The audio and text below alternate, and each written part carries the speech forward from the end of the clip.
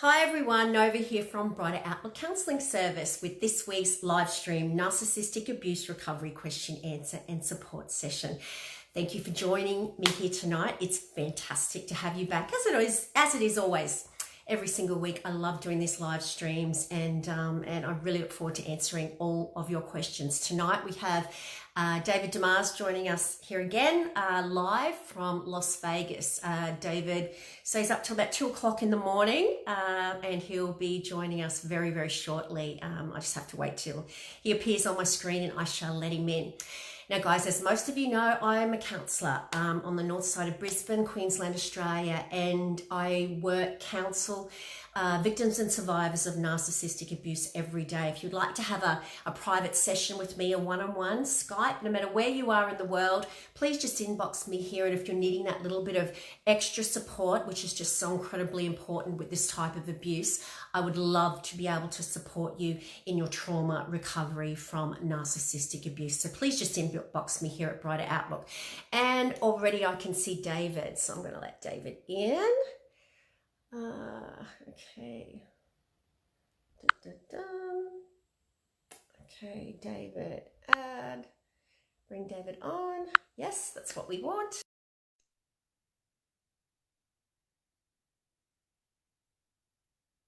Where are you at, David?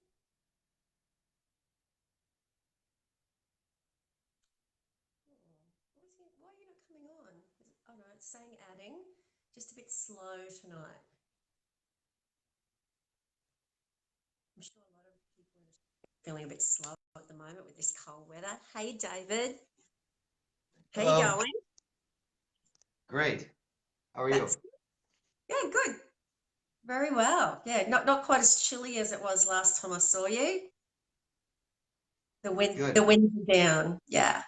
So you were really quick tonight. So I haven't actually had a chance to say hello to anyone. I was just telling everyone that you stay up till some ungodly hour of the morning. I think it's 2 o'clock to join us live from Las Vegas. So as always, we are very appreciative, David, for co-hosting the show with us. I know everyone loves having you here to help them with their narcissistic abuse recovery. So thank you for joining us. Thank you. I'm glad to be here. So don't worry. I love it too. Thank you. Awesome. Okay, so I'm just going to see who's here, David, and then we'll introduce what we're going to talk about. We've got Angie Huff is there. Hi, Angie. We've got Kylie. Gavin is there. Hi, Kylie. And Kylie, I think she's taking Vanessa Ambrigo there. So, yeah, I hope you join us, Vanessa. We've got Angel Diane is there. We've got Anthony Adams is there. Hi, Anthony. Kylie says hi. We've got Michelle Palmer who's tuning in from New Zealand. Hey, Michelle. Kylie's tagged Vanessa Bautista. Yeah, so we really want Vanessa here.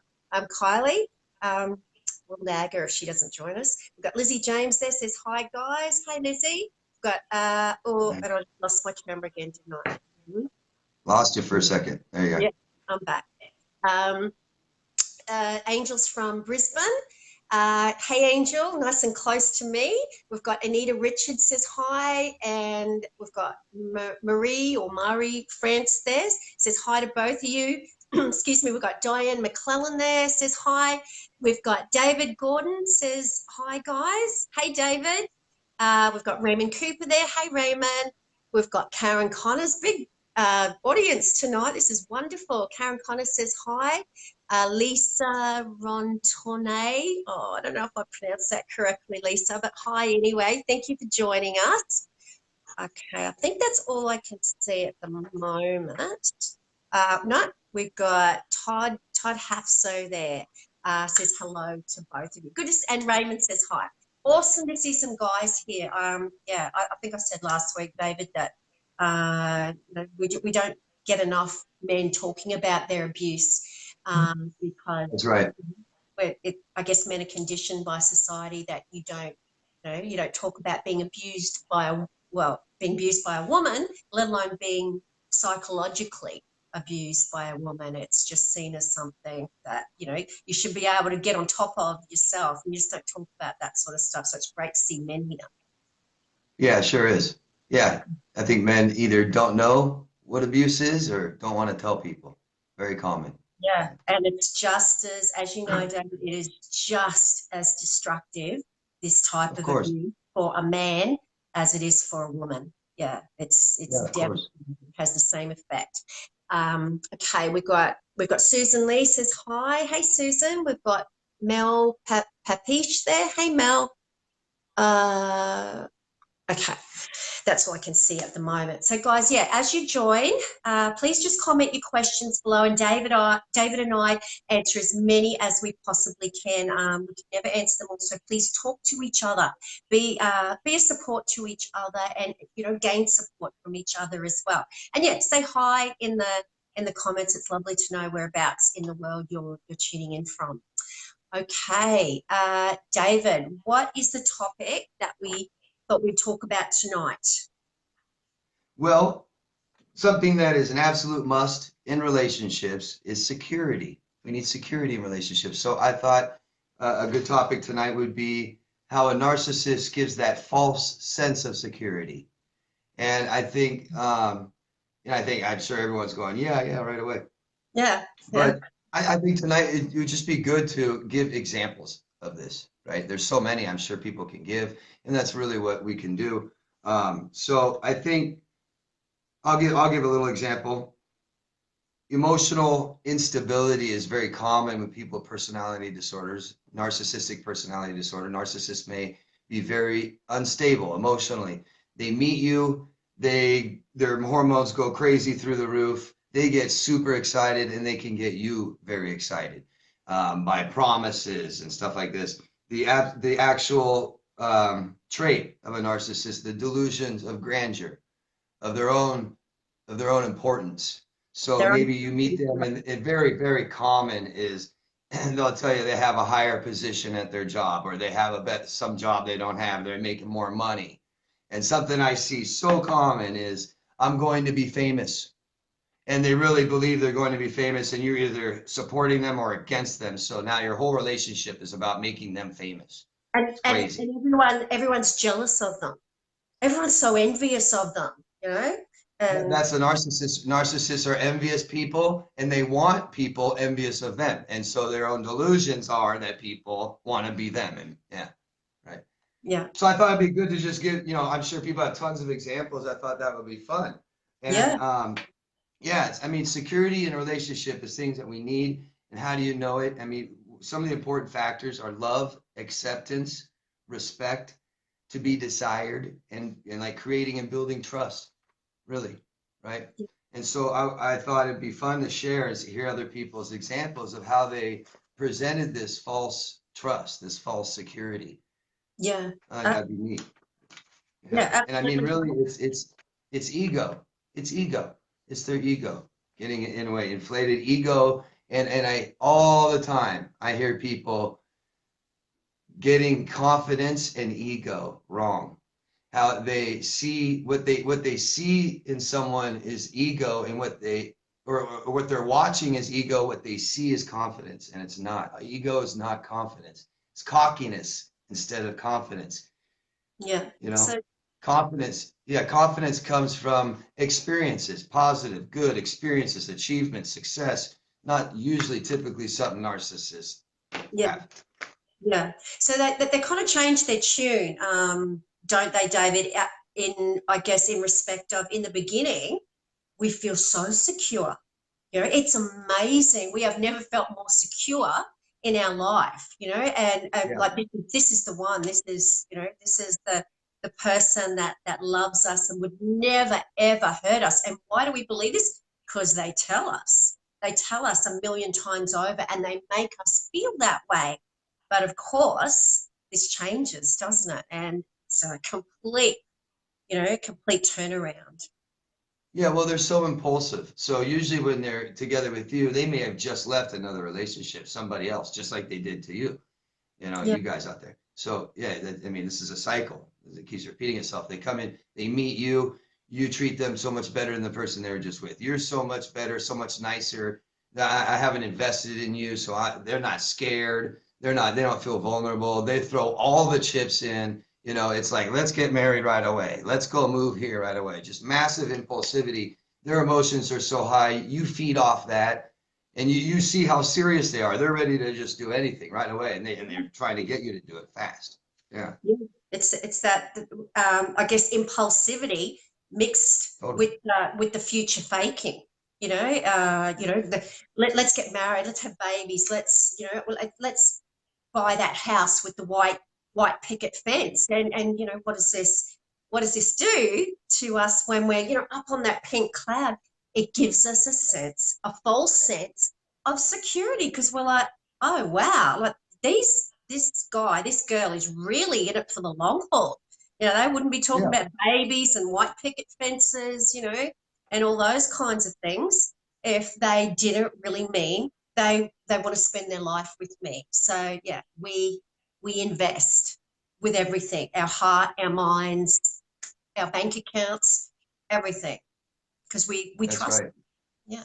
It's hard not to. When someone's willing to dive right in with you, you're like, they're serious. Yeah, like you said. Yeah. And this positive reinforcement, right? Telling you all day how great you are. Can't wait to spend my life with you. You're so much better than anybody else I've ever known. Yeah.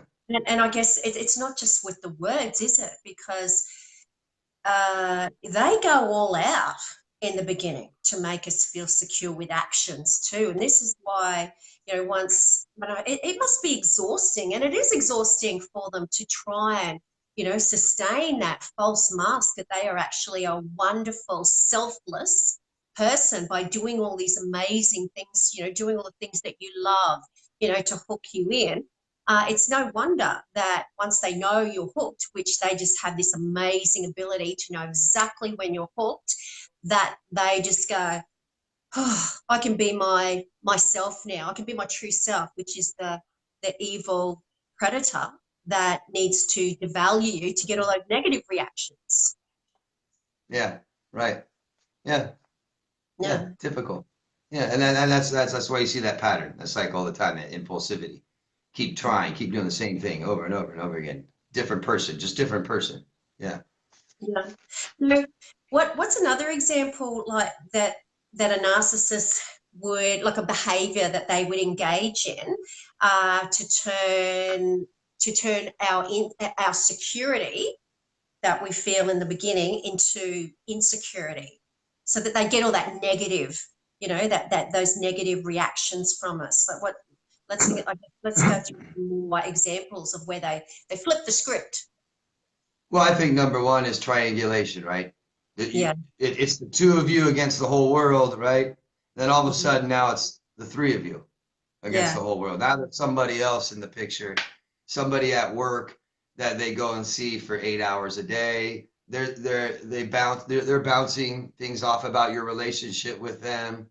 You know, they tell you that somebody's likes them, somebody's asked them out, somebody, And whatever. But yeah, commenting on triangulation. the appearance. Awful, awful triangulation, especially when people don't know what to do or how to handle that. And who really does? It's hard, but Yeah. it's awful. Yeah, it's awful. It really tears you down. Yeah. Yeah. And that flipping from feeling so secure and like you've this person just loves you so implicitly, they would do anything for you, to being made to feel insecure. I guess it's impossible virtually to trust your own judgment, which is, hey, this is not right. My partner should not be telling me that they're talking about our private affairs with someone at work, or why are they telling me that someone thinks they're cute, someone thinks they're hot, that the woman or the man in the restaurant is ogling them, and why are they telling me this? We tend to think that there's something wrong with us, and that we are too jealous, and we do need to calm down and stop overreacting, because we felt so secure in the beginning that it must be us. So this calming down yourself is actually giving yourself a false sense of security, isn't it? Yeah. Yeah. Yeah. So look at the things that we're taught that I brought up: love, acceptance, respect, to be desired, creating trust. You can't feel those things when there's somebody else in the relationship and their attention is on someone else now. Yeah. Absolutely. You know, and that's, you know, a big thing to make us, one big thing that makes us feel secure in a relationship is knowing that there's, I guess, there's loyalty there. You know, that our Sure. partner is loyal to us, and when we're having another person waved in our face like a red flag saying I dare you to be jealous, and we have to, you know, restrain ourselves, it you know, it just brings about that whole questioning whether our partner is loyal or is being loyal or Sure. not. Yeah, the best way to provide security, or if once you have it, but we need reassurance from time to time. And if you need to be reassured that someone loves you, that someone will be there for you, they should provide that. And if you can't do that with somebody else, like if you're triangulating, stuff like that, and they at a certain specific time in that relationship with a narcissist, they'll stop doing that. They'll stop. They won't reassure you. And if you ask for reassurance, they'll say you're being needy, you're being emotional, Yeah, you're being jealous, you're being insecure, you're yeah. being, yeah. Yeah, well, all along that situation, it just has been totally manufactured because they've set up a situation where they've been comparing you with someone else, and because they want you to try harder, they want you to be, you know, as pretty or as good looking or as good a cook or, you know, have as good a body as that person. So you're forever trying to get back on that pedestal to when you were amazing, you know, back in that golden era at the very beginning. Yeah, they'll pit two people against each other to compete for them, right? Yeah, And then again, it doesn't even matter who wins, who you are, just who makes me feel better. Yeah. yeah, yeah, and it's obviously going to be the person who's the least, well, most of the time, the person who's the least abused, who's, you know, more shiny and able to, you know, reflect back to the narcissist how amazing they are. Yeah, sure. Less broken. Yeah. Less broken. Yeah, Yeah. yeah. So yeah, guys, that's kind of what we, David and I thought we'd talk about tonight. So if you've got any really good examples of, you know, how the narcissist kind of sabotaged your feelings of security, and I guess the contrast between when you felt good and when you started to feel really bad with regard to feeling really insecure in the relationship, that'd be awesome to hear those. Yeah, Okay. it would be. Yeah, so I've got a few more people here, David. We've got Marie Reed there. Hi, Marie. We've got Catherine Stevens there. Hi, Catherine. Catherine says one-sided and always feeling out of place, not fitting in, etc. Yeah, I guess that's always the way you feel with a narcissist, Catherine, and that's because that's the way they want you to feel. They want, with a narcissist, it's always lose, win, and they win. You know, you have to lose because otherwise they would feel, you know, inferior, somehow not that grandiose, amazing person. So it's always very, very one-sided, and it's all about them and making you feel inferior to them, and trying to raise, you know, their status, their ego. Yeah. How about in groups, parties, scenes, settings like that, where they're making you feel like you're not accepted or a part of the group. They kind of leave you out and they become really close to the group and kind of shun you out, get other people to do that, Yeah. or that kind of dog whistling in public where get you upset and only you know what they're doing and seeing. And yeah. It's Yeah. it's How it's do you feel? How do you feel acceptance in a relationship when they're doing that? Yeah. yeah. You had no security. Yeah. Yeah. A common thing that they'll do, don't they, David, is that they'll start something off before you go out. So they'll just start niggling you and provoking you and prodding you so that, you know, they've kind of got you wound up before you go out. And then when they're out, they'll, like you said, the dog whistle that only you can hear, they'll say something that sets you off. And of course, this sets up the start of the smear campaign where they can go, oh my goodness, look, I told you she's crazy or he's crazy, and everyone else has got the evidence there. And the whole situation's a big setup. Yeah, and clearly, you know, how are you going to feel secure when in those types of situations? You're not. Yeah, that reminds me of like going out into a public setting or something, and the whole way there, maybe in the car, you're fighting. They're being mean. They're just being nasty to you, nasty names all the way up until you knock on the door and they answer it, and then they smile and they're done. And you walk in, and you're trying to keep yourself collected, and yeah, Yeah.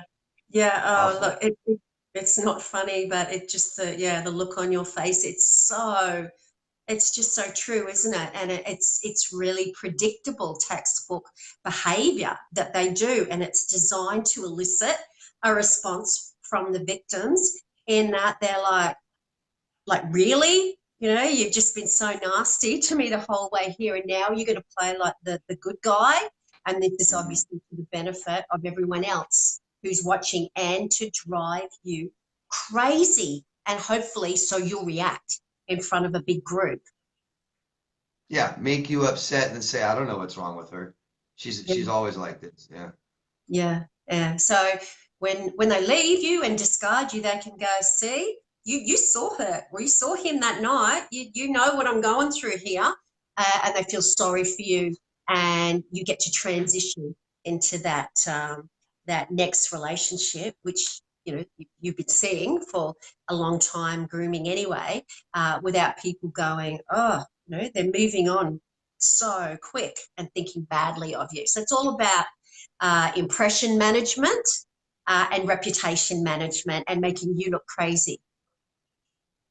Yeah, that's right. I think a partnership slowly turns into a competition, doesn't it? Between the two, over like power and control. It Yeah, seems like, yeah. yeah. Okay, we've got Jessica Godelman there. Hi, Jessica. Jessica says, I just got to open up your question. He used to treat me like a queen, but the ex with a child decided to come back. He made me feel that I had to accept this poly relationship. He wanted us all to live together, raising our children together and share him. Oh, my goodness. What do you say about that, David? Yeah, I'm sorry. Yick. Yeah. Yeah. I think it's common. A lot of narcissists want a harem. They want all their victims to live together and fight and compete over them. Imagine Yeah. that kind of attention they get to receive all day. Yeah. Yeah. It's Imagine. awful. I'm sorry. Yeah. It's That, like, no, that- it's awful. It's like narcissistic supply on tap. It's like they've got you know, um, just having it drip fed into them. Yeah, those are always some of the worst, situations I hear of. yeah, Yeah. and I guess the reason that they think that would even be a possibility, perhaps, Jessica, is that you guys and perhaps the ex too are just so ground down that the narcissist thinks that this is actually a possibility because you know they've got that narcissist has got his victim so trauma bonded to him that they will nearly do anything to remain in contact with their addiction, which is the narcissist. And it's just yeah, And their own delusions of grandeur, their own self-importance. I think people feed into that, especially when they're competing with somebody else. All of a sudden, they get up there. It's like, I must win. I must win. Yeah. yeah, yeah. And can you imagine, if they're just any disagreements about, between, the two victims about time spent with each other, sorry, with the narcissist. This is what the narcissist wants. This would just be Sure. so exciting for them, to think that, people were fighting, two women were fighting over him. Yeah, don't, I hope you didn't do it, Jessica, but yeah, just know that it would have been just, uh, an amazing situation only for the narcissist, in that they would have had that energy source on demand, on supply. Yeah. Okay. Yeah, for anybody that finds themselves in a situation like that, man, there's nothing left to do but get out. Yeah. You just have to leave it somehow, some way. Not saying it's easy, but there's no other way. You don't, that's no prize, even if you the other person leaves. Yeah, What are you left? exactly. Somebody you can't trust, offers no security, selfish, and they're just going to go find somebody else always. Absolutely. You know, with if you find yourself being an option, you know, with anyone, but you know, especially with the narcissist, and they say, "Look, I'm having trouble choosing you. I love you both. I'm having trouble choosing between this one, this person, Oh and with you." Then God. no one to choose the other one. You know, you've got to be the prize. You've got to be number one. You've got to be the person that they want. If they're saying, "I'm really struggling here, I love you both," you tell them to choose the other one, and you go Yeah, and anything but leaving that situation on your own. Just to, I mean, that's the only way you're going to leave with any self-value or worth, respect, dignity. yeah, yeah. Yeah. If you're chosen as the winner out of two people, you've won nothing. You know that you've won a booby prize. A lot more than that with the narcissist. You've won a whole lifetime of devastation if you stay that long. But yeah, oh goodness, Awful situation to ever be in, and I'm sorry for anyone that has ever been in that situation. yeah. Natalie Simpson's there. Hi, Natalie. Natalie says, my ex would make me feel left out at family events. Made me feel like they all thought I was crazy, would tell me that before going to a family thing. So it created this anxiety at those times. It's just kind of what we were just talking about, isn't it, David? Yeah, right before you enter a room, you tell the narcissist tells them, everybody hates you here. By the way, everybody thinks you're crazy, by the way. Yeah. Yeah. Oh It, my. yeah, you're really going to have a good time, aren't you? You know, and who wants to make you feel that insecure when you're going out? You want someone who's proud to have you on their arm, you know, that everyone likes, you know, and I guess admires to a certain degree. But saying that just before you go out, it's a setup, and it's all designed Totally. to make you look bad and make everyone feeling sorry for the narcissist because you're so, I don't know, down and narky, you know. Yeah, it's a big Well, setup, really. I think giving the narcissist a sense of control gives them the sense of security, right? They get Yeah, their security by a sense of total control. yeah, yeah. Yeah. And they it's just another weapon, I guess, isn't it, David, to manipulate you with, because they can, you know, with the, I guess, the cognitive dissonance that's going on, you can perhaps rationalize what they're doing with, well, yeah, I actually was moody and I was down in the dumps, and you know, I didn't enjoy myself, and maybe I did bring him down that night, maybe I did ruin the party. And we start to, you know, rationalize how our behavior was bad, and forget how it all started. And this is because we've been conditioned to do that. That's right. No security causes massive doubt all the time. Sure. Yeah. A feeling of danger, even. Yep. We got Shaz Satine there. Hi, Shaz. I think I've said hello to you, Todd. Todd Hafso's there. Karen Connors asks, could you give some examples of future faking? David, did you want to give us a couple examples of future faking? Well, I think the easiest is just the commitments, right? Commitments are a big thing. You know, we got marriage, we got children. Let's move, let's live together. Let's move to a different place, location. Let's start a business together. Let's buy a car. Let's buy a house. So these kind of big commitments really gives the person that sense of this guy, girls is very serious. So I think that Security. covers. Yeah, very serious. Serious must mean security. I feel safer now that this person's willing to go all in, sign his name away to anything. So I Yeah, think that really does. I think that covers a lot right there. Yeah, yeah. It's getting you addicted to a future that is not going to happen by lying to you in the present. And they know. They know this is intentional. They know that what they're telling you isn't true, and it can really be anything, can't it? It can be, oh yeah, yeah, you want to go on a holiday next year? Yeah, let's start saving for that holiday, and just everything's in the future, but nothing, as you will find out, nothing ever eventuates, and that's why you Yeah. know it's not true. Yeah, I think a big common one I hear from narcissistic people is not even just in relationships, but they'll tell friends or whatever, they're expecting a lot of money. I'm expecting a lot of money. You pay tonight, I'll get you back. Can I borrow some money? I'll pay you back when I get my fund, my court award, my whatever is my case I'm about to win, my whatever it is. That's real common, right? I'm getting a bunch of Yeah, money down the road. Can you pay for it now? I'll get you back. I hear yeah. that a lot. Yeah. Yeah. You mentioned earlier, David, marriage. You know, that's a classic, isn't it? Where people, Yeah.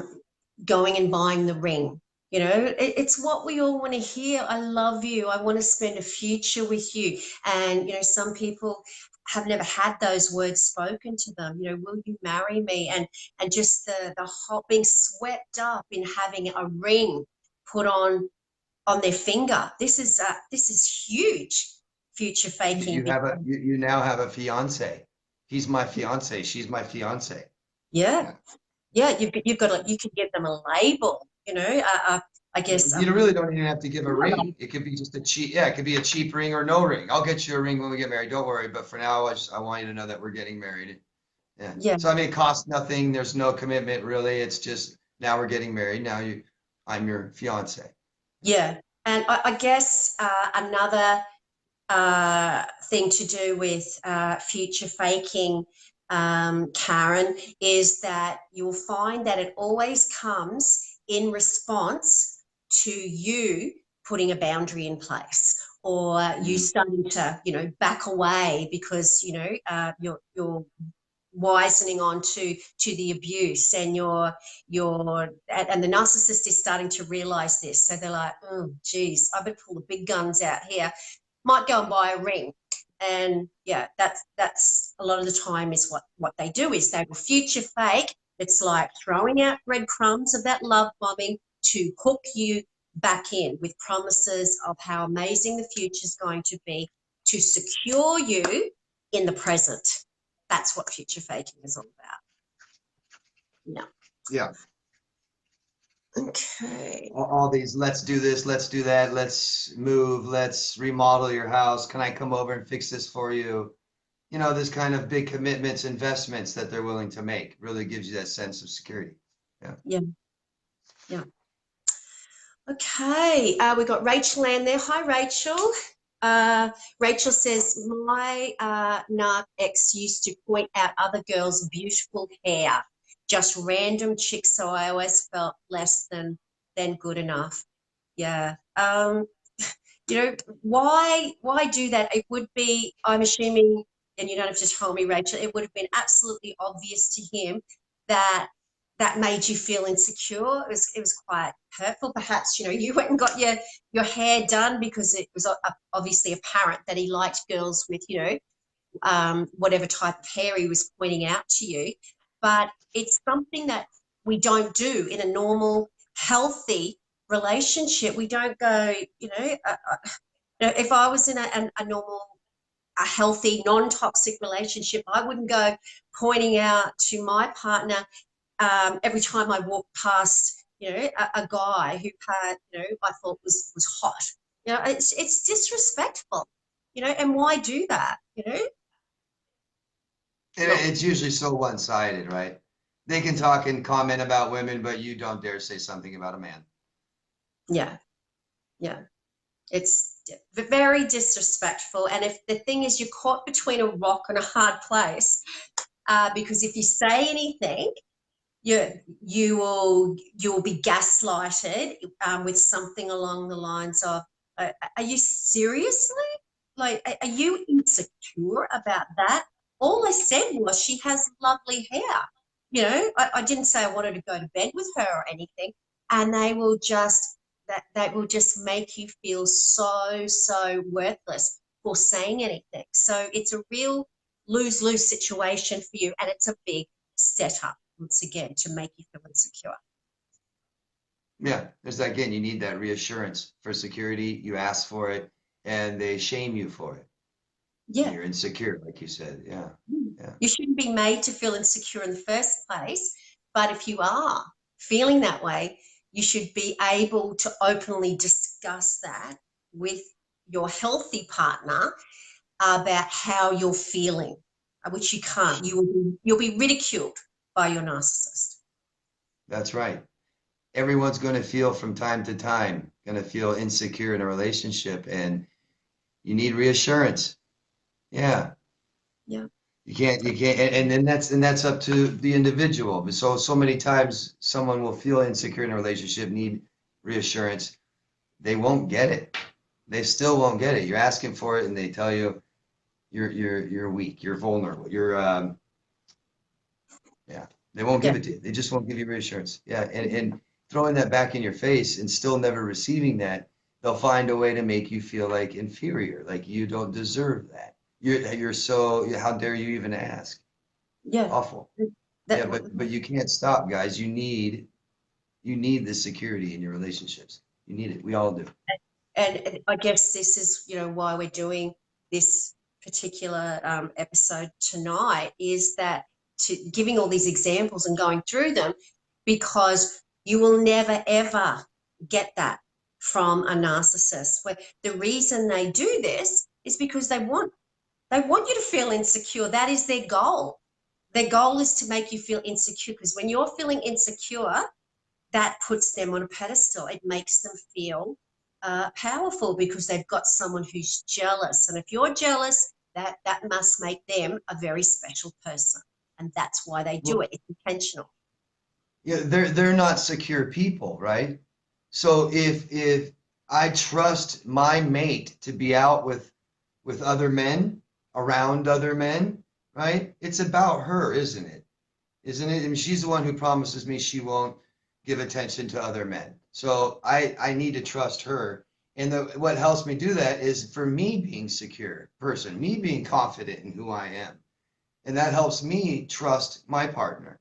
But if I'm not secure myself, then I'm not going to believe that I'm good enough for my partner. She's going to leave me. She's going to cheat on me. There's always going to be other better men than myself. So Yeah, it's their own insecurity that yeah, they want to crush you. They want you to feel insecure yourself. They always want to make you feel threatened that they're going to leave. There's always someone better. yeah. Yeah. It's projection, isn't it? It's just pure, Totally. absolute projection, projecting everything that they feel is, I guess, a weakness about themselves, and shining that on you, the victim. That's right. That's right. Yes, it's got to be. They have to feel secure in order to trust you, and then they don't trust you, and they blame you, but they're not secure with who they are. Yeah. That's the problem. Yeah. Okay. Rachel said, I still obsess over my hair. Yeah, and that's why you did it, Rachel. And these are the repercussions of this, just constant provoking you with comments like that. It makes you feel insecure about, it would be the same if you said, I'm really uncomfortable about my cellulite on my thighs. Aren't we all, being women? And that was the one thing, that they said, oh, you really need to work on that. And can't you do something about that? Look at that woman over there. Look at her thighs. Aren't they amazing? And of course, this is kind of going to cement itself in our subconscious that, we probably already had a bit of paranoia there about our own cellulite, but now it's going to be 1,000 times worse because we've been compared to someone who apparently has no cellulite, and has amazing thighs. And it's just this, it's destructive, and it sets up patterns for lifetime.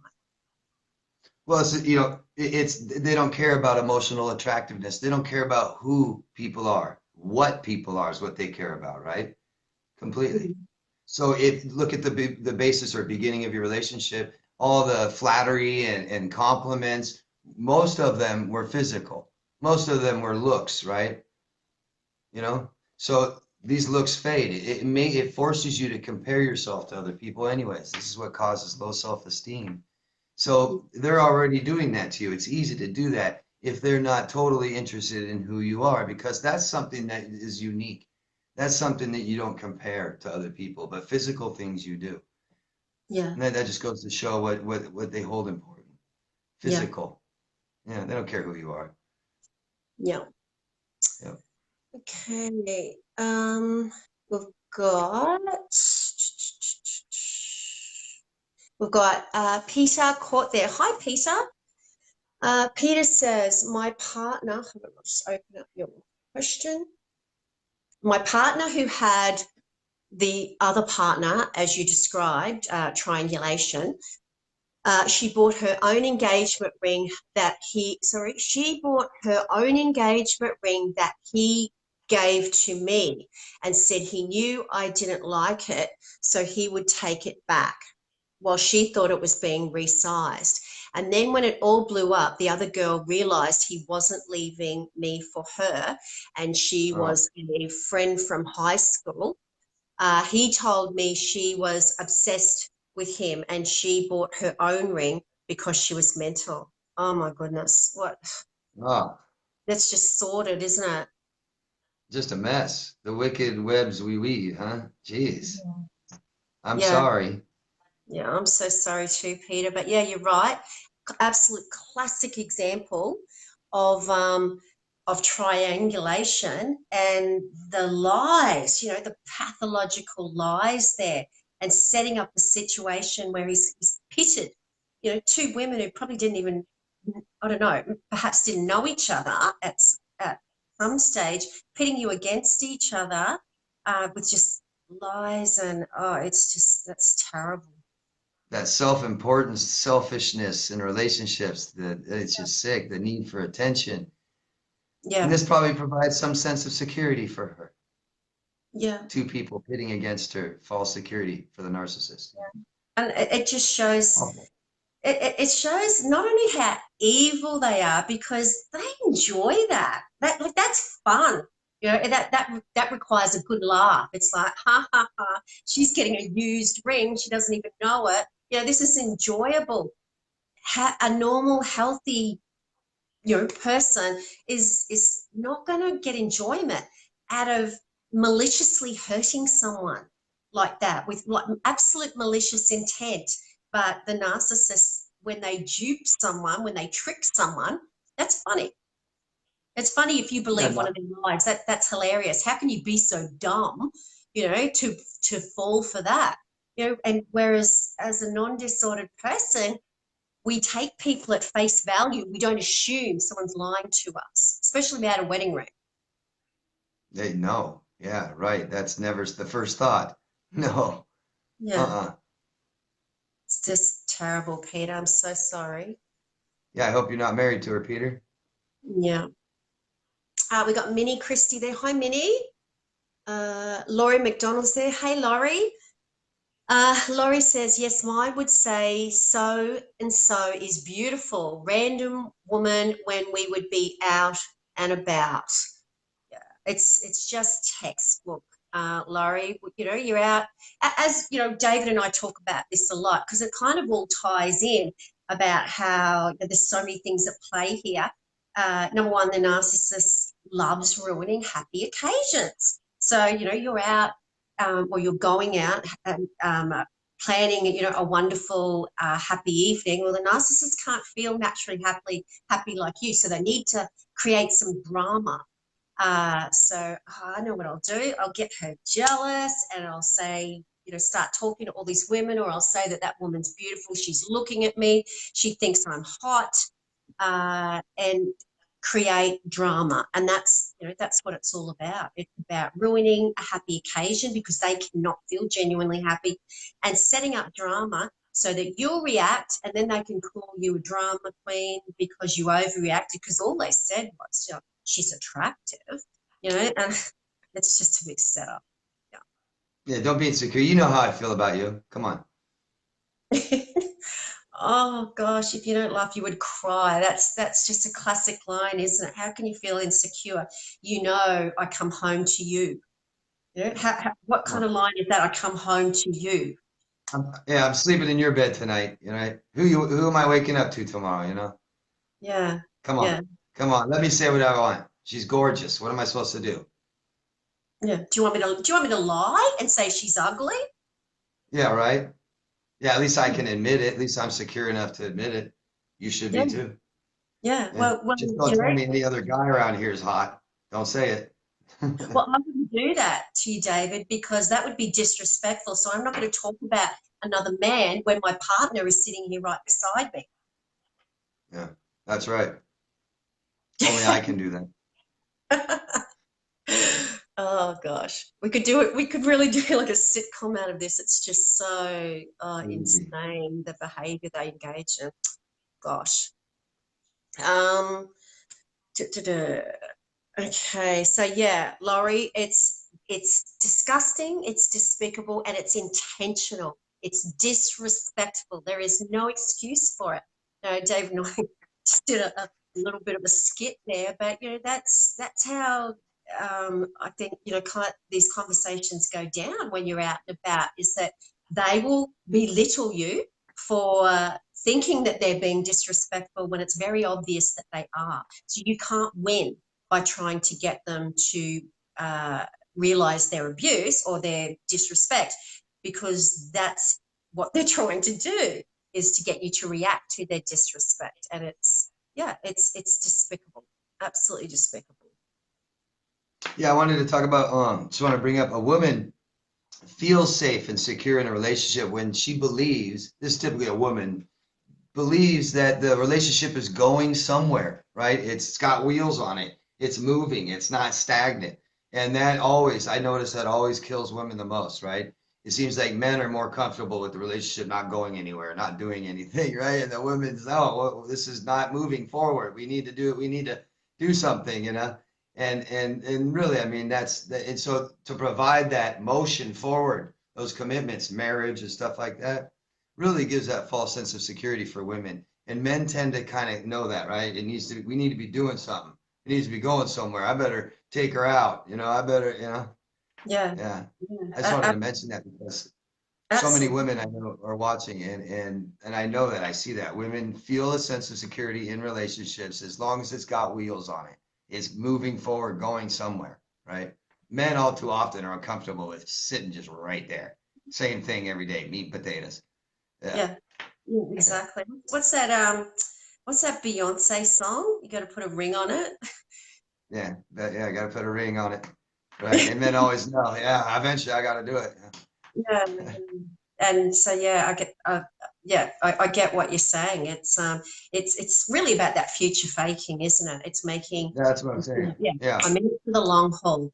Yeah, and it's telling yeah, you what what we want to hear. We want to hear that you're invested in us, and that you want to marry us, and that you love us. Yeah, yeah. That's why gifts are very common. That you get that feeling that it's going somewhere. Flowers, whatever. yeah, Yeah. yeah. We've got Love Kaisma there. Hi. Okay, let me just open up your question. Love says, clearing up my ruined reputation seems like an impossible task. So much lies through the years, had no friends left if they were ever my friends. Conspiracy non-stop. Almost makes you wonder if that was me. Lost years because it wasn't really my life.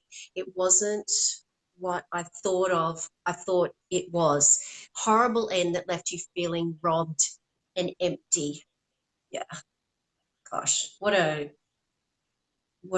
great way of summing up a relationship with a narcissist. That's exactly how these relationships leave you, isn't it, David? It's just you feel empty. You're a shell when you come out of Oh, it. totally.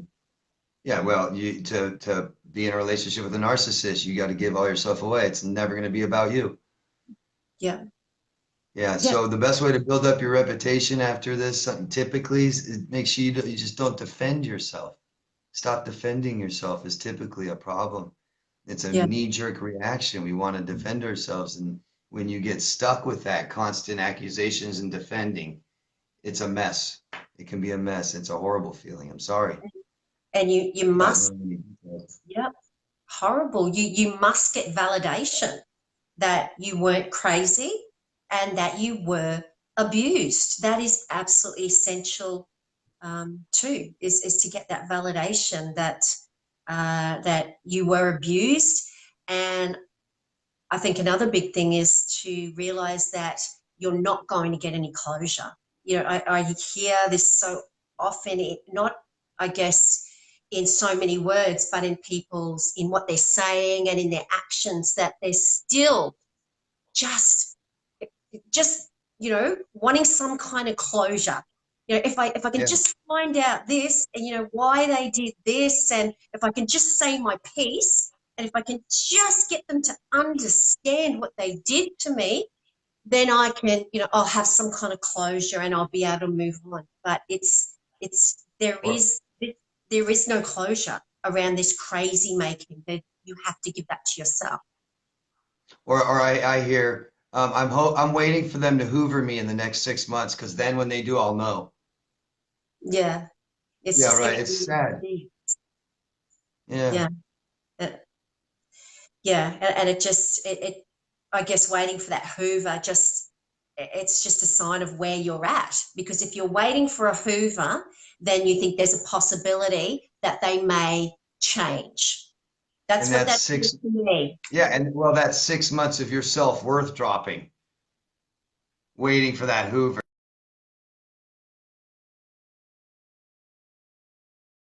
Um, Button. It's it's like putting that snooze button on your life.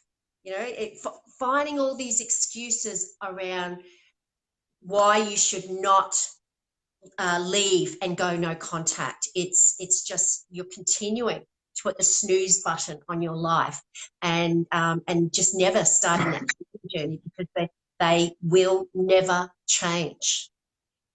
That's right. Well, if you're gonna live in an environment that's bad for you, unhealthy, hurts, you have to lie to yourself and you have to create that false hope.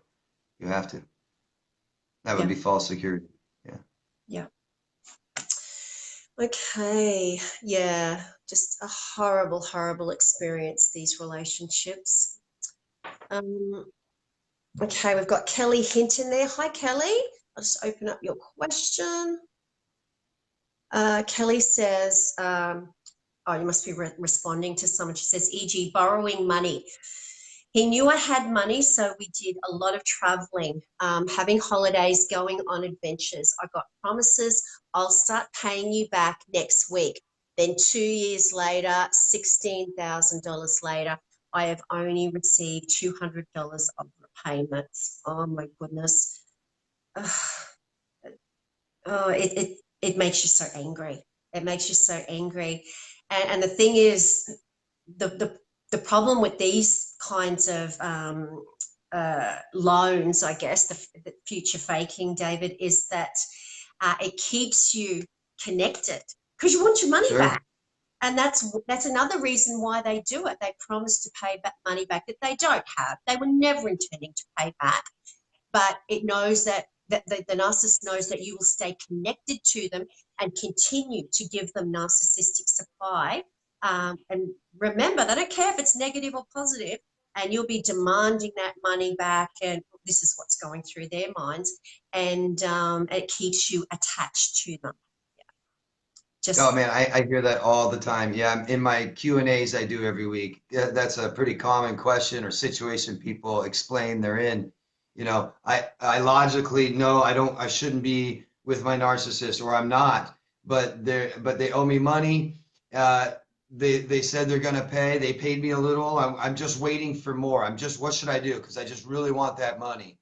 And this can be a bad experience that happened last week, or this can be a bad experience that keeps happening for another 2, 3, 4 years. as long as they still owe you that money. Write it off. Write it off. Yeah. Bad choice you made, and make it a choice in your past, not one you keep making forever, because they will. They'll keep that foot in the door. Yeah. Yeah. And you're only ever going to get it back in like teeny tiny little dribs and drabs, because why would they pay it all off? Because that would stop the fun. The fun is, and their enjoyment is in seeing you grovel and beg, which you should not have to do because it's your money.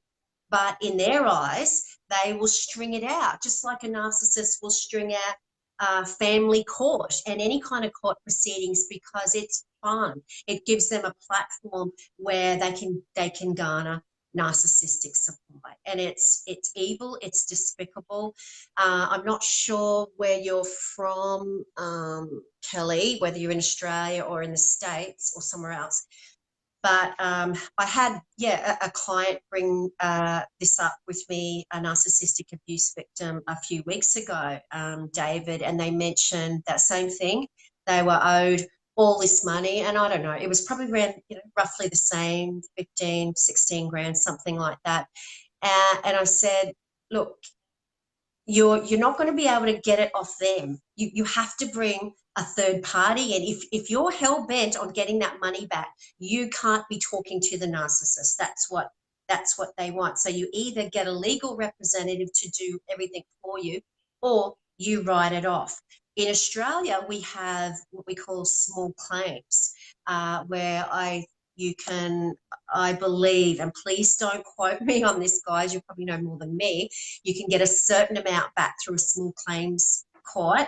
I don't know, 6 grand, something like that, where, you don't have to go through the same, proceedings. That is less, intimidating. That's another option. But yeah, as David said, writing it off is often the only option, because you've got to weigh up your mental health, your psychological health, and how many years this is going to take out of your life having to deal with that person. So yeah, you've got to weigh all those things up.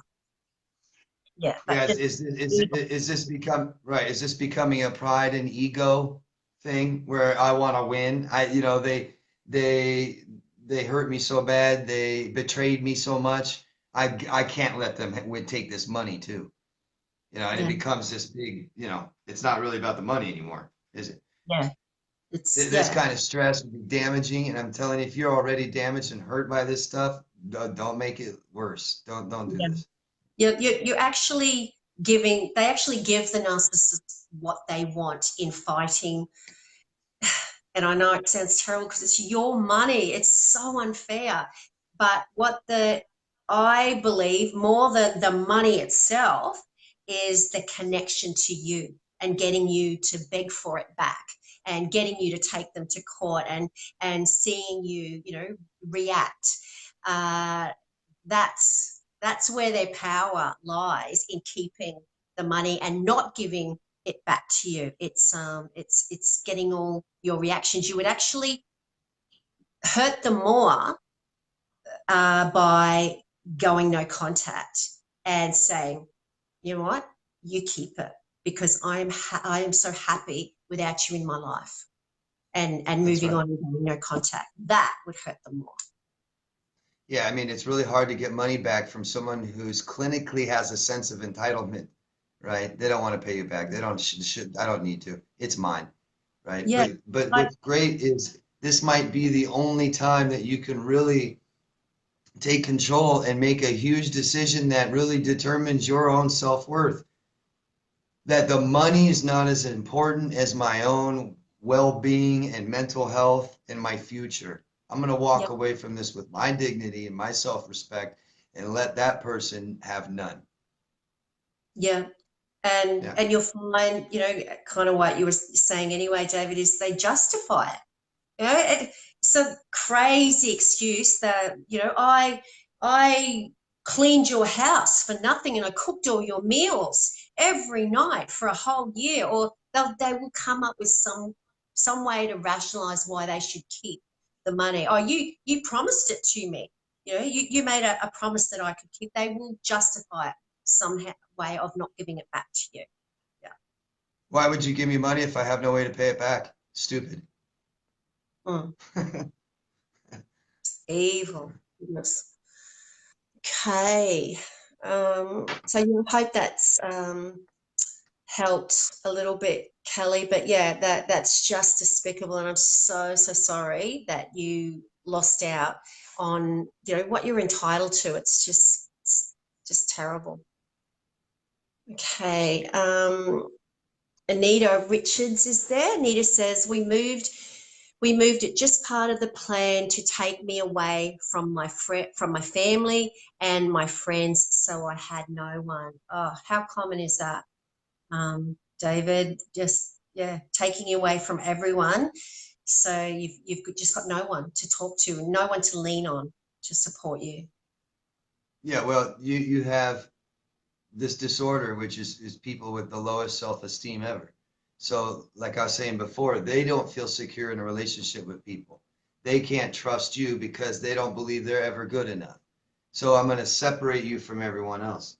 No competition, right? There's no distractions. No one can tell you the truth. No one can say, hey, this relationship isn't very good. It's not good for you. It's not healthy, right? You won't leave the narcissist. You won't flirt with anybody else.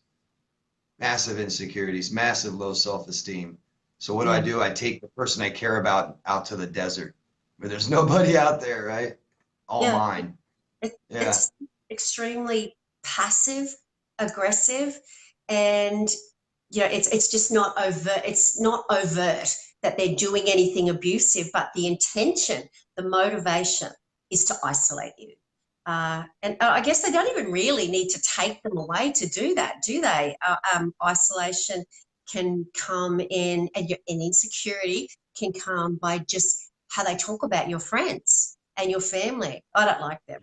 They're terrible. How can you hang around them? They disrespect me, and just putting little wedges between you and the people who support you.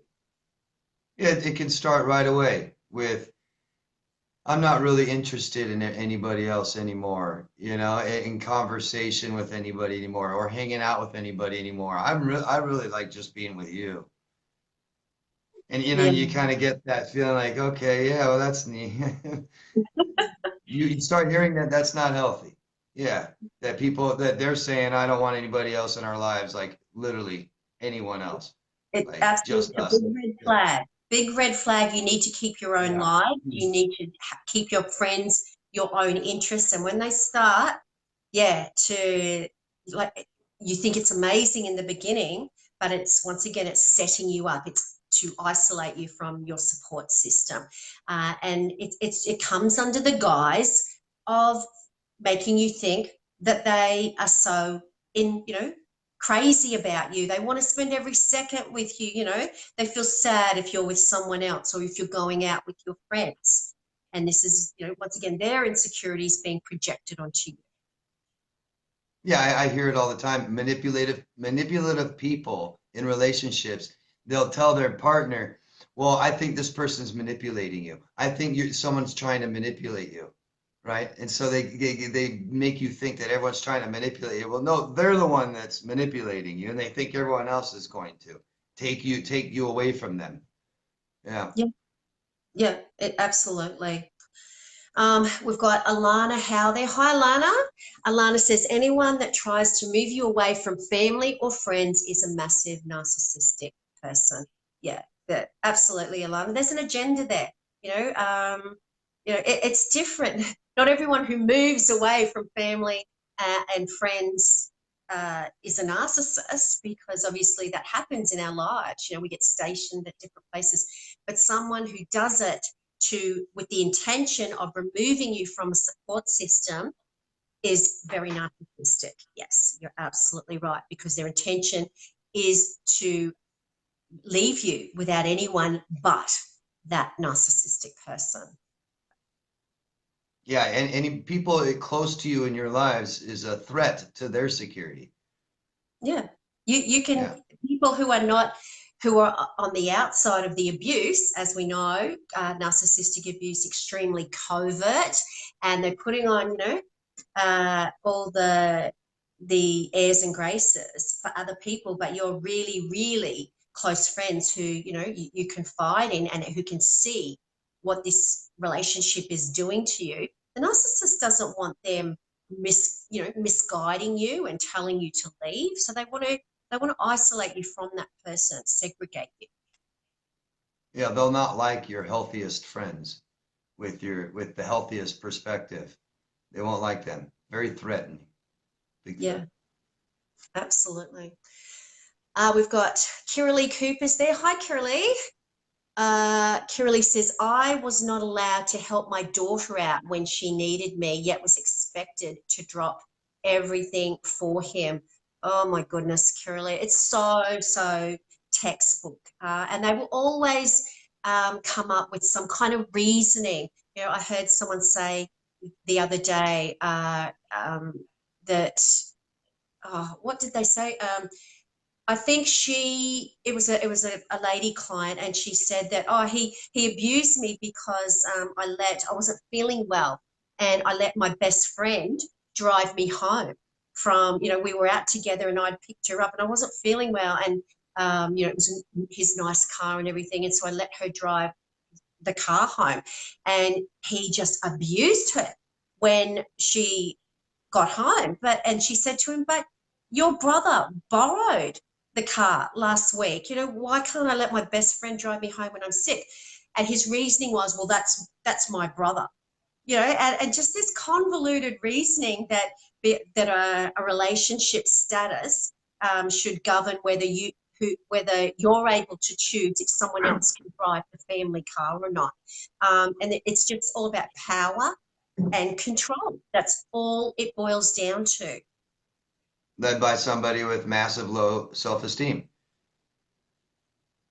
Yeah. Yeah. Yeah. Napoleonism, right? Yeah. And I'm sure, I'm sure, Kiralee, that he's probably said something about how your daughter didn't deserve the help and she had been selfish, or he would have justified it some way around why you should not be helping your daughter and you should be helping him. Yeah, Mhm. it's just so, and this is just gaslighting at its finest, designed to make you crazy and defend yourself. It's true narcissism. We're all going to talk about me, my feelings, what I want, my fears. It's all that matters, everybody. Yeah. Yeah, Center and stage. yeah, and helping someone else, that means just, I guess, like, going to a happy occasion like birthday, Christmas party or something like that. It means that your attention is on someone else. So your That's right. attention would have been on your daughter. So the narcissist needed to bring the attention back on to themselves. So you can't be That's right. helping that person because that means you're thinking about them. I need you to be thinking about numero uno, me. That's right. Yeah, that's right. Center stage, always right here. Though, just like you're saying, they ruin big events. They will ruin their own birthday party if the whole party's not focusing on them every second. Hey, Yeah. everybody back here. Yeah, I know this whole party's for me. Don't forget you. Don't forget. It's about me. Yeah. Yeah, exactly. Just wow. We've got Nicole Connolly there. Hi, Nicole. Nicole says, I found out that I wasn't allowed to have friends of the opposite sex. I am only now trying to rekindle those friendships, which I miss. Yeah. And isn't that just classic where we lose so many friendships and we don't even know that we're isolating from them or we're being isolated from them. And yeah. Well, a sense of security in our own personal lives are secure interpersonal relationships. So anybody that doesn't promote you to have interpersonal relationships in your life, they're not promoting your well-being. They're not there for you or thinking about you. Yeah, Anybody that encourages you to end relationships in your life with people, be careful, watch out. That's one of yeah, the clear first unhealthy signs. Anyway, yeah. absolutely. It's very cult-like, and I guess being in a relationship is being in a cult, isn't it? It's about Yeah. you need to break away from anyone that was influencing you in your prior life, and now it needs to be all about me. And that's essentially what you're entering into when you enter into a relationship with a narcissist. You are entering into a cult. Yeah, exactly. I've made videos saying the same thing. Yeah, it's yeah, give up your family, give up anybody outside of this. No more outside influence. Yeah. Yeah. Yeah. Donna Kennedy Well, there. Hi, I Donna. think the biggest thing is like you talked about commitment. They want your commitment and they want 100% commitment. And what usually comes with making big, large commitments, we usually tend to drop other commitments to have to do that. Yeah, we sacrifice. We Yeah, sacrifice. sacrifice, compromise. Yep, and they want full 100% commitment. Yeah, and that means no commitment to anyone else. Yeah.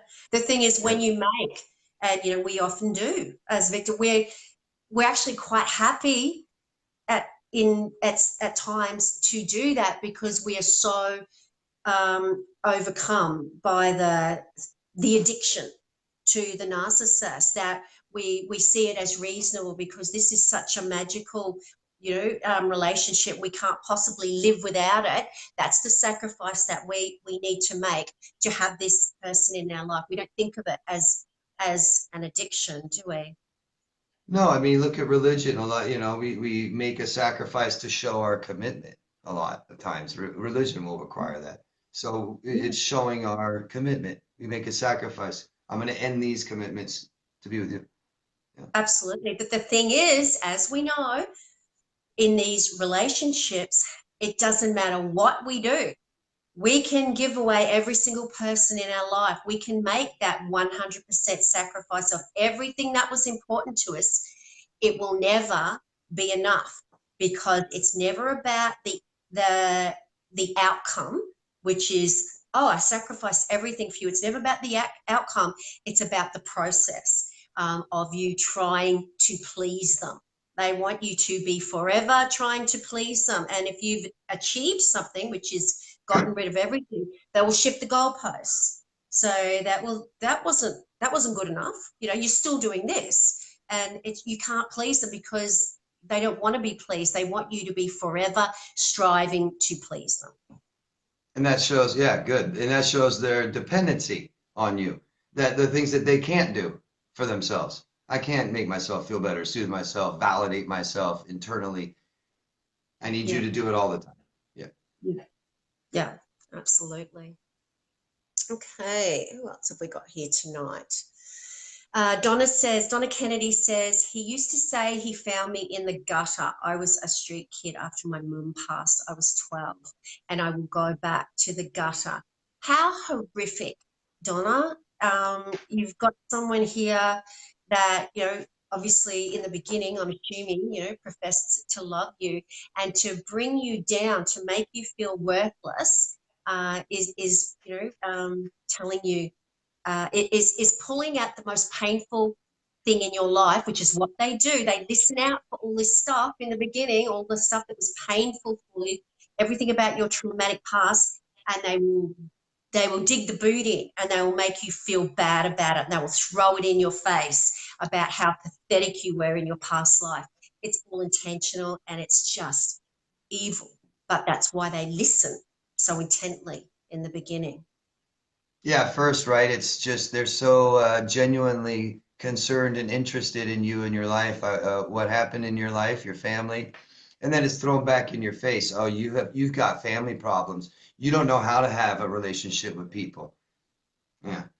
Yeah, yeah. Perhaps you told them that in your last relationship that that you were so it was an abusive relationship, and perhaps you got to the stage where you were drinking too much just to quell the anxiety and deal with the frustration because you couldn't leave and you just couldn't deal with the anxiety. So you started drinking more than you normally do, and you didn't like that about yourself.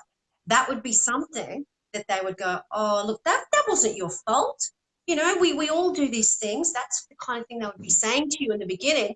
And then as soon as they started abusing you and you started using the same defective coping mechanisms, drinking too much, they'd be going, oh, yeah, alco.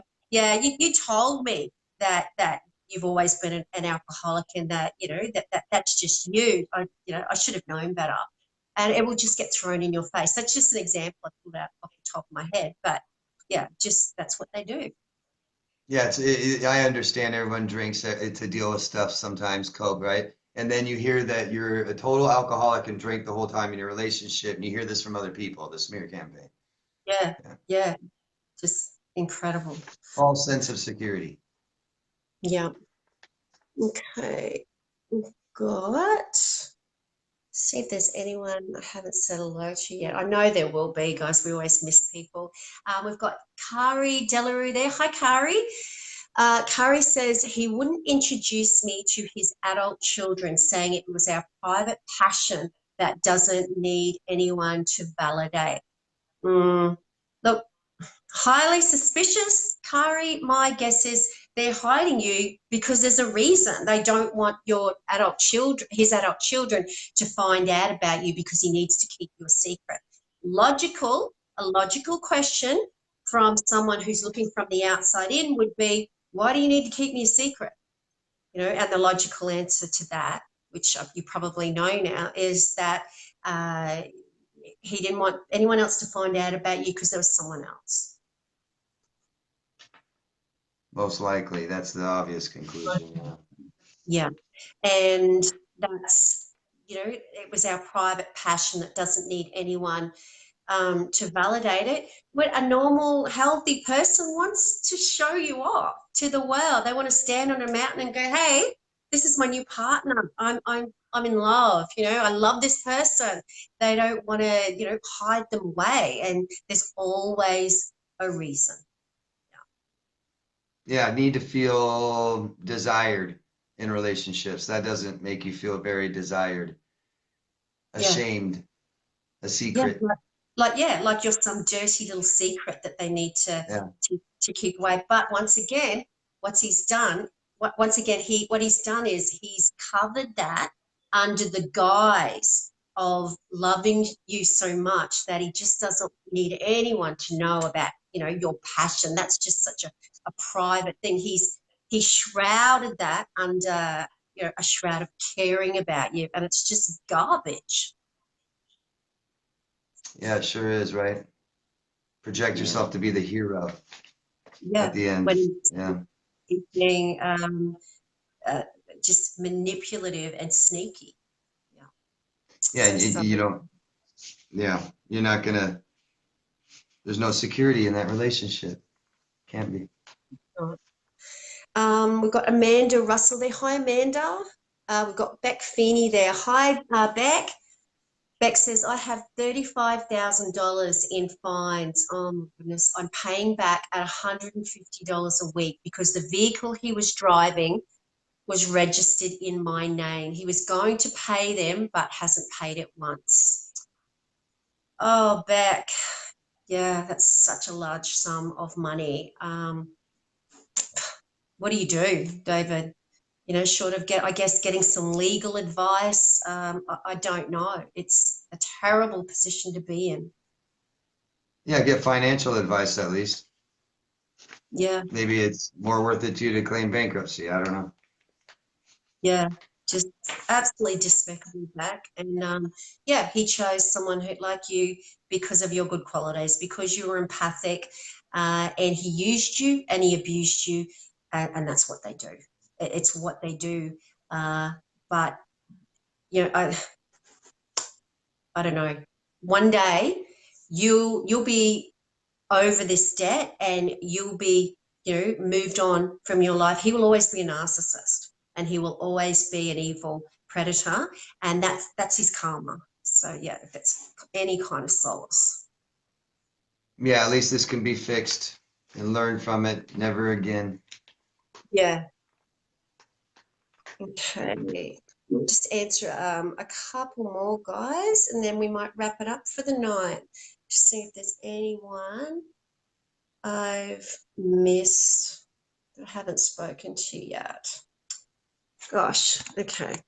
Let's see if there's anyone new here. Oh, we've got Jackie Fowles on there. Hi, Jackie. Jackie says, we've got Shanna Manga there. Hi, Shanna. Jackie says, okay, thanks. Mine has been to get help, but was always given meds, but never told what he has wrong. Okay, so from that, I'm assuming that your narcissistic ex went to get help, maybe because you told him that he needed to go and see someone or you'd be out of there. I'm not sure. But yeah, he was always given meds but never told what he has wrong. Yeah, very few will actually get diagnosed, Jackie, with NPD.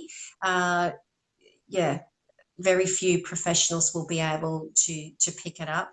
And if they do go to seek help, it's about shutting you up, shutting the victim up, so that it looks like they've done something to hoover you back in.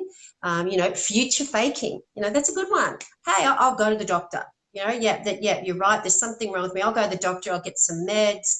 And yeah, just do what you asked, just so that they can go back to their abusive selves as soon as they've got you hooked back in. So I think that's what you're aiming at, but not quite sure.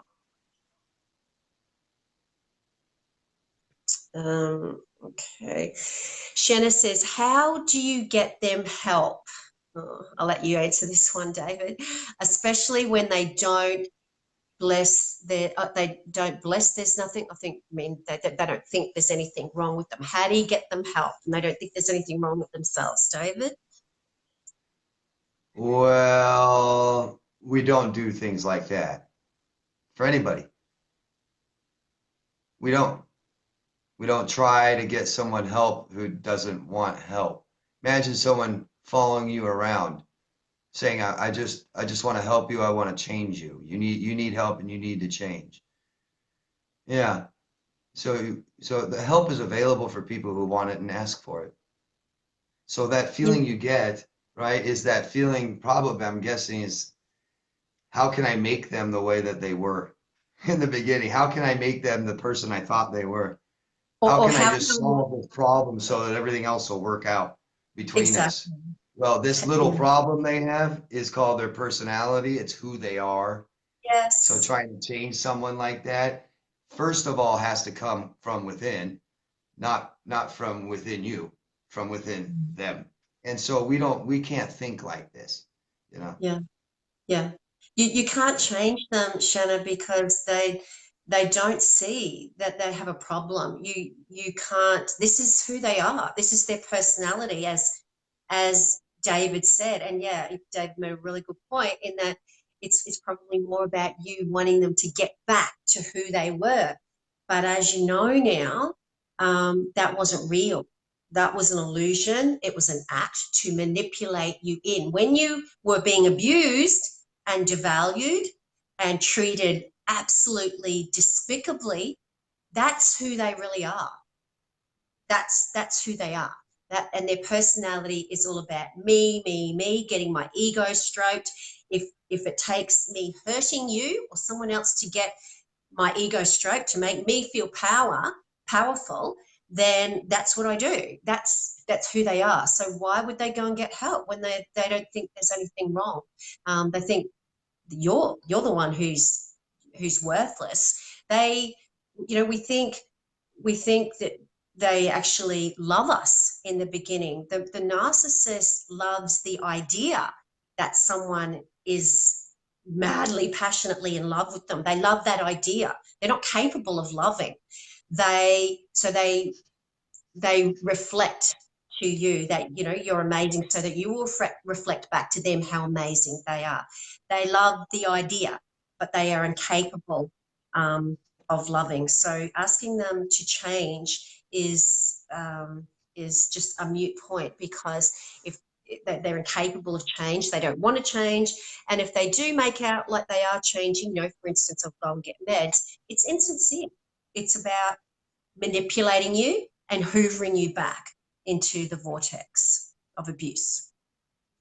Yeah, very good job. Yeah. Good, well said. I mean, very, very common thing that narcissists do is tell you who they are. Very common thing. People that have a very poor sense of self will tell you who they are all the time, because they don't know. It's like a reaffirming or confirmation or validation. So most narcissists have a very insecure sense of self. They don't know who they are even. So you don't know them. You don't know who they're. You can't possibly know who someone who's so impulsive and emotionally unstable. You can't know who they are anyways. So you Yeah. want them to change or you want to help them to do what? It's very idealistic. Very, very idealistic view of what you have about them. Yeah, and they Yeah. project this. They project it all. Yeah. It's So all ego. I guess in answer to your question, Shanna, from both David and I, is you can't. You can't get them help because they don't want help and there's nothing to fix as far as they're concerned. And the Yeah. fact that you want them to change means that you kind of not, you still haven't got there yet to realize that there is no changing and that's who they are when they're abusing you. Yeah. Yeah. And then that comes from within them wanting to do it. It's got to be, I'm not even gonna say they can change or not, but you make a life change like that big, that has to be very important to them. It has to be beyond anything else in the world that matters. Yeah. Yeah. Yeah. Even more Chelsea. important than you. Yeah, Chelsea Henderson's there. Hi, Chelsea. Chelsea says, but they sometimes make you a mirror image to look you bad. Yeah, they. If you're talking about mirroring in the beginning, that's kind of what David was referring to in that they don't really have a personality of their own. Their personality is who they're with. If they're with you, if you're the new target, the new victim, then they will be mirroring you to to take on your traits, to like the things you like, dislike the things you dislike. So they will mirror you to be who you want them to be, to make you feel secure in that relationship. Yeah, that's right. Yeah, I mean, when you ask someone who they are, they should be able to tell you more than just things I identify with, but like my principles, things that are important to me and stuff. And if these guys move them around all the time, they don't have any. Very, very poor sense of who they are. Yeah. Yeah. So you don't know who they are. Trust me. Can't. If they don't, how do you? Yeah, exactly. Okay. Look, we might just answer one more, guys, and I know we've missed heaps, but you can continue to talk to each other. Uh, David, I might leave you at this one. We've got Lauren Jade there. Hi, Lauren. Lauren says, can we have some tips on living with narcissistic in-laws who demand control? Living with them? Is that Sounds like it. right? Yeah, tips Living? on living with narcissist in-laws who demand control. So it sounds like this is a female. So I guess we're talking about your husband's family. So Yeah. I want you to know that this is about nothing else and nothing more but you and your husband's marriage. And he's not taking responsibility or accountability if he's allowing his family to come in between your marriage. And you don't have to say a word to any of his in-laws. It's all directed to him. Yeah. Like Period. Lauren just Don't said, yeah. Yeah. don't let him put any kind of responsibility onto anyone else because there's nobody else that made that commitment to you but him.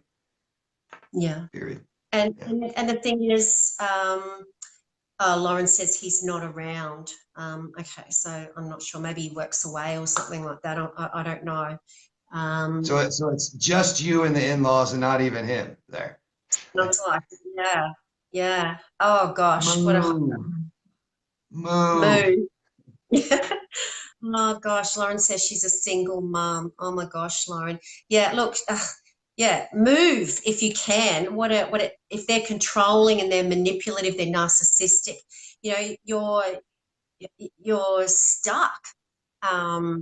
Being abused if you're living under the same roof as them, especially if you haven't got your husband, which is their son, obviously supporting you and protecting you from the abuse. But look, I don't know whose house it is, if it's their house or if it's your house. If it's your house, then you're allowed to put boundaries in place. You're allowed to say, hey, no, this is not on. I want to be treated with respect. If it's their house, different story, I guess. Yeah. Yeah, but there becomes a certain amount of space that they're violating still, even if you're a human being in their house. But this really comes down to establishing your boundaries big time, and this is something that's going to be hard to do. It sounds like there aren't any now, so it's going to be really hard to do, to put those in place in a situation that's already out of control, it sounds like. So typically the best thing to do is get out of this situation somehow, remove yourself as much as you can, because if you cannot communicate with these people and you can't have those boundaries, and they're violating things and abusing you or controlling you or hurting the children, something needs to be done. Something. It says, Lauren's saying here it's legal abuse because she says, he dragged me through court to try and take my child. He's been incarcerated for hurting his own child. Okay, so yeah, oh, wow, what a sordid mess. So they're using the family court system, it sounds like, to intimidate her. She's got no support. She hasn't got, a partner, single mum, obviously very domineering, controlling, being narcissist. And they're using the family court system to try and, I guess, weaken her, because we all know what that system does when you're being continuously put through it and subjected to different court hearings every second week. We know that this weakens our boundaries and weakens our self-esteem. But yeah, to have your parents-in-law doing that to you, I'm so sorry, Lauren. Boundaries, boundaries, boundaries, and don't react. Don't react to their provocation. They will provoke you. They will call you a bad mother. They will, they will call you every name under the sun. Don't react to them. You know you're a good mum. Don't let them bring you down. I would document everything too, every little thing, record stuff, write down how you feel, how it affected you, how it affects other people, how it affects your child. Take your child to a therapist and document these things. What's happening to Yeah. your child physically? Yeah, because this system can also work for you. Try to make it Yeah. work for you. Yeah. I mean, yeah, document. I mean, having parents-in-law be the who are the ones that are making your mental health deteriorate. And what I mean by that is, like, getting justifiably so depressed and anxious, and PTSD, CPTSD, all those kinds of things, because you're being continually hammered and pummeled with what's wrong with you, and affidavit after affidavit dragging you through the court system, to have the very people who are doing that to your mental health, accusing you of having mental health issues. This is how crazy this system is, and it really sets up a situation where you're caught between a rock and a hard place in trying to put forth the case that you are a wonderful, healthy, happy, caring mother. And you should be able to legally get out of the house. I don't think the courts are demanding all of you live together. I'm sure it's just visitation. Yeah.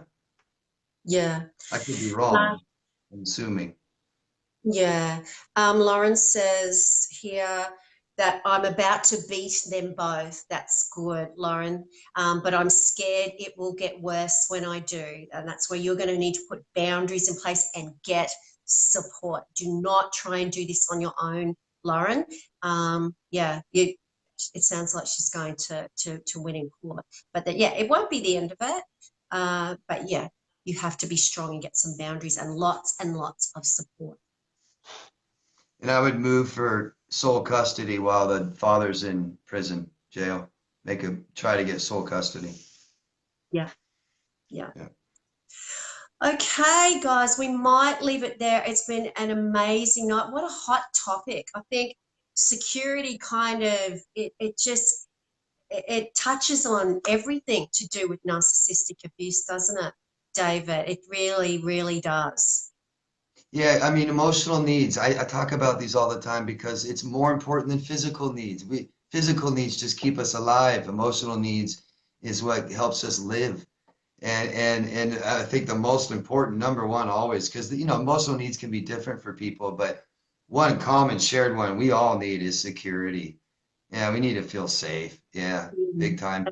Yeah, and you'll never, that's the last thing a narcissist wants you to feel is secure. Never, Yeah. they just cannot have you feeling secure because then they feel Well, insecure. they couldn't provide it in any healthy way, no matter what, anyways. Yeah, that's right. So that the only answer is to get out, to run. Yeah. Yeah, if you don't, you need security in your relationships. If there isn't any, do something about it. Don't accept it. Yeah. Yeah. Okay, well, we might leave it there. David, I want to say thank you for joining us and co-hosting the show. As always, love having you here. It's amazing having your knowledge, your professional knowledge is just amazing. Guys, if you want to follow David, please follow him on subscribe to his YouTube channel. Everyone who follows Brighter Outlook, look for Damar's coaching. And David, puts out lots and lots of videos every week. You'll have lots and lots of videos to catch up on, and new ones coming out every week. So please subscribe to David with Damar's coaching. And and I guess I'll see you in a couple of weeks' time. David's here these live streams are on every Tuesday night, 7 p.m. Brisbane, Queensland, Australia time. But every second Tuesday night, David very kindly joins us live from Las Vegas, as he has done tonight. So David will be back here in 2 weeks' time. Thank you, Nova. Thank you for inviting me always. I'm always honored. And thank you all for tuning in and supporting this. Please, if people that support me, if you could just help Nova out, follow the link down below in the description box and subscribe to Brighter Outlook Counseling Service. Yeah, it would really help both of us out. Thank you. Yeah. And David has promised me that he is going to come to Oz in the next Down 6 months. under. So we're going to do a show live in Oz. Wouldn't that be cool? Down under. Maybe from Yeah. the Story Bridge in Brisbane or something. Oh, that would be cool. Yeah. That would be Yeah. fun, yeah. Yeah. So you better start working towards that, David. I think everyone would love to see you here in Oz. Okay. All right. All right. Thanks for Okay, inviting David. me. No worries. Thank you. And I'll see you in 2 weeks' time for the next live stream. Great. Thank you. Goodbye, everyone. Thanks. Good night. See ya. Bye. Okay. Just say goodbye to David. David is here every second Tuesday night. David, guys, and at Damar's coaching, and you'll get lots and lots of extra support from doing that. Okay. I'd just like to say thank you for joining us tonight. It's been another amazing live stream. As I said earlier, these live streams, please tell your friends if you've got someone who you think might be struggling. Please tell them to join you. Every single Tuesday night, I will be back here next Tuesday night to answer all of your questions. So please don't forget to join me. Now, if one thing David and I do ask from you is that if you can please like and share the live streams.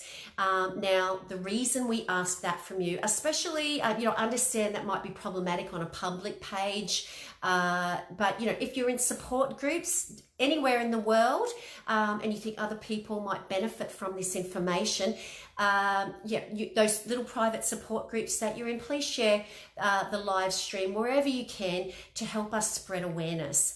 We've just had World Narcissistic Abuse Awareness Day, which is amazing, and oh my goodness, is it picking up speed, and next year it will be bigger than ever. So we can get this information out there through you people, you lovely people sharing. So if you can do that, that would be absolutely wonderful. Now, as I said earlier, I am a professional counsellor. This is what I do for a living. I help victims of narcissistic abuse and other people going through other sorts of trauma, but my specific area is and passion is working with people who've been narcissistically abused to work through their trauma, to validate their trauma and help them with strategies to heal and to move on, and sometimes to break away from that relationship. So if you would like a little bit of extra support and you would like a one-on-one private counseling session with me, Skype, telephone, no matter where you are in the world. I Skype people all over the world, and Skype is just a free app that you download on your phone, very easy to use.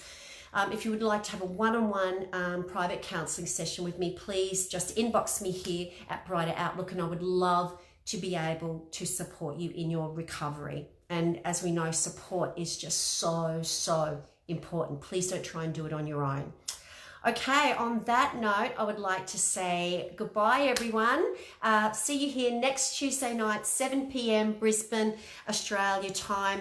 As always, remember your worth and then add tax. Bye, everyone.